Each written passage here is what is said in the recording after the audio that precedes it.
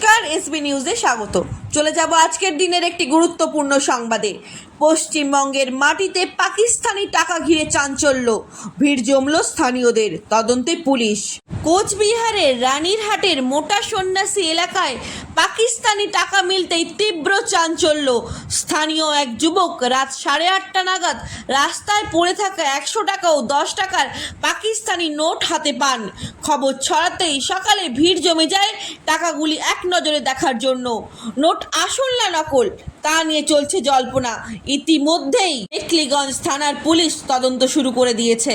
কিন্তু প্রশ্ন উঠছে স্থানীয়দের মনে, কিভাবে এই এলাকায় এলো পাকিস্তানি নোট?